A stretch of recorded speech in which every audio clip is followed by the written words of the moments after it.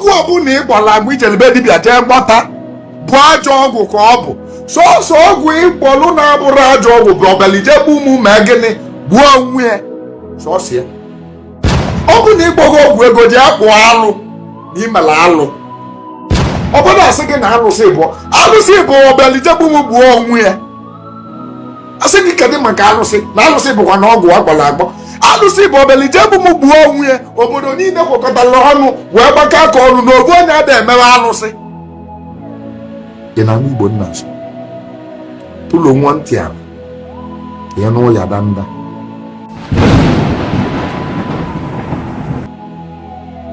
Ijezi n'ebe dibịa sị agba ọnụ gị ọgwụ na ọgwụgwọ ọgwụ abụrụ omenala.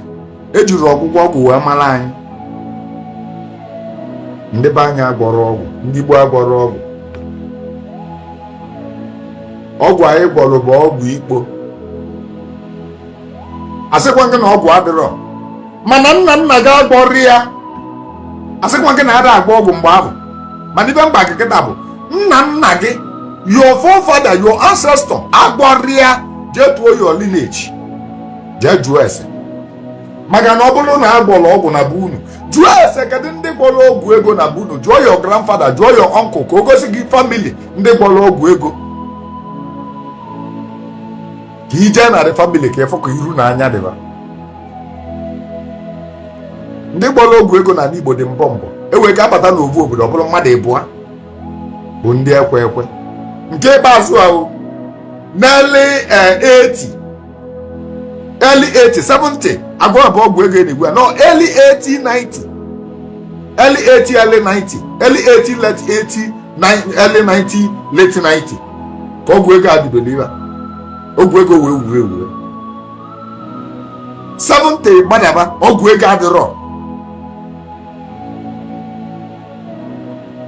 wee luzie n'ụwa nke anyị akịta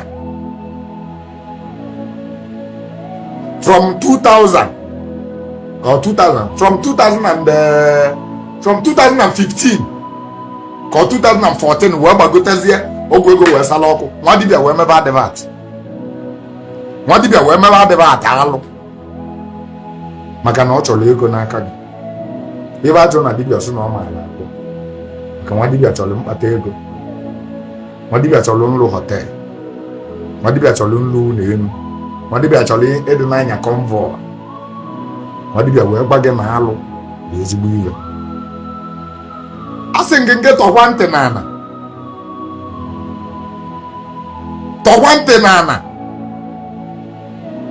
ọgwụ ego abụrụ omenala. Ma gị sị mụ na mgbada ya akwụ ụgwọ n'oge mgbada akwụ ụgwọ iwe jee ebe dibịa sị agwọọlụ gị Okeite nya gwọọlụ gị Ibobo sị ekechialụ gị klayant. Nkechi klayant bụ ọgwụ ego. Futubọọlụ ọbụla ịgbalụ na arụ aja bụ mgbe aka mgbe eri ọbazụaba ka nyu ọbazụaba ka o jide nwa gị dị ọdụ ọkwatuo onye kwụọ onye isi n'ala. O jiri ite obele isi ili n'ọkụ ọkwatuo onye kpuo onye iru n'ala.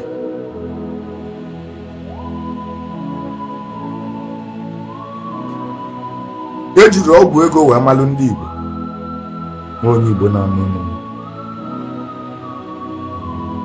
Ejiri iji mmadụ wee chụọ aja wee malụ ndị Igbo. Ejiri iji mmadụ wee gba ọgwụ wee malụ ndị Igbo. Obodo asị gị na ị dị against ọgwụ. Ọ bụrụ mụ dị against ọgwụ. The culture is against ọgwụ. Igbo tradition is against ọgwụ. Jee jụọ ese ndị gbọrọ ọgwụ na village gị ka agba gị dibịa ọbụla na-agba ọgwụ ada anụ nwa ya anụ. Mmụọ gị ọ na-amụta mbeside. Dibịa na-agba ọgwụ mmadụ na-anwụbie mgbe gboo, mmadụ na-anwụbie kwada. Jee jụọ ese ndị meli dibịa gbọrọ ọgwụ. Jee jụọ ese na bunu na village gị. Jee jụọ ese nwa dibịa na-agba ọgwụ. Jee jụọ ese family ya. Jee na family ya ka ị jụọ ese. Ikwelide si na ụmụaka gị na-akpata ego. Mmadụ je kwesị na ọ dị jealous. Asịrị nke na ọ bụrụ mmiri enwere ọ dị against ọgwụ. Tradition is against ọgwụ.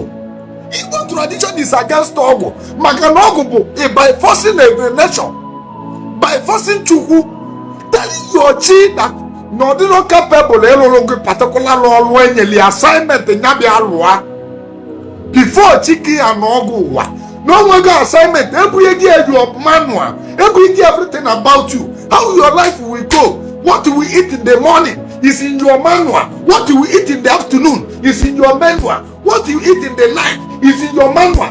But to you, one person they can get. Si chiki nyanyeke manual na your personal assistant, your spiritual protector. Keep on yourself, God, sit down. Ndị Igbo pụtụrụ n'inu si na onye bubechi ụzọ ọgbagbu onwe ya n'ọsọ. The only ọgwụ ndị be anyị mere assigned bụ ọbelije egbumugbu onwe ya. Apart from that, every other ọgwụ bụ abomination. Alụ ka ị na-eme. Ọ bụ na ịgbọghọ ọgwụ ego ji akwụ alụ na imela alụ. If you like, say na mo dey jealous. If you like, say na mo dey nkewa. So ọgwụ ndị be anyị si na ọ bụrụ ajọ ọgwụ. Bụ ọbelije egbumugbu onwe ya. Every other ọgwụ bụ ajọ ọgwụ. Whether you believe it or you don't believe it. You like ya, kwubie maka na ọgwụ gị dị na be dibịa. You like ya, kwubie maka na dibịa bụ your favorite. You like ya, kwubie adịmere na mmadụ anya n'iru wee na-ekwu ya. Ibe nje ekwu ya bụ na dibịa nkụzi malụ m na-alụ ya, dibịa m ka m na-alụ ebe a. Mmiri je mewe dibịa na-eme na dibịa m nya ka m na-eme ebe a. Dibịa bụ malụ m ka m na-eme. Nya ka ije ega m ntị. Tulo nwa arụ ana ka ịnụ ya danda. Obodo asị gị na alụsị bụ ọbelije egbumugbu onwe ya. Asị gị kedụ maka alụsị na alụsị bụkwa na ọgwụ agbara agbọ. Alụsị bụ ọbelije egbumugbu onwe ya. Obodo niile kwekọtara ọnụ wee gbakọ aka ọrụ na ofu onye ada emewe alụsị. Dị na Igbo nna so tụlụ nwa ntị ahụ ya nụ ya danda. Ọgwụ ọbụla ịgbara agwọ bụ amosu ka ị na-eziga ọrụ ka ọ jee lụọlụ gị ọrụ. N'ọgwụ bụ the ways of witchcraft. Ọgwụ agbara agwọ bụ amosu. O nwere ka ị ga-esi wee fụ gara ụzọ okenye asị gị iligwala amosu nwata iligwala amosu ka isi wee fụ ma ebe nna ebe enu kedụ ebe ọ pụtara.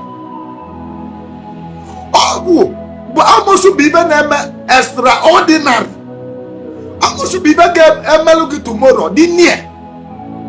Making things to be near, making tomorrow to be near. Ndị be anyị emeri ọ bụrụ ibe eji wee malụ ndị gboo. Jee onye bụ na-asị gị na ọgwụ abụrụ na ibe mmiri enwere bụ asị. Kedu ọgwụ nna ya gwọrọ gị mere nna ya agwọrọ Okeite mgbe Okeite bụ Okeite na ọ bụrụzi kịta a na-egwu unu wayo na wayo ka a na-egwu unu kịta.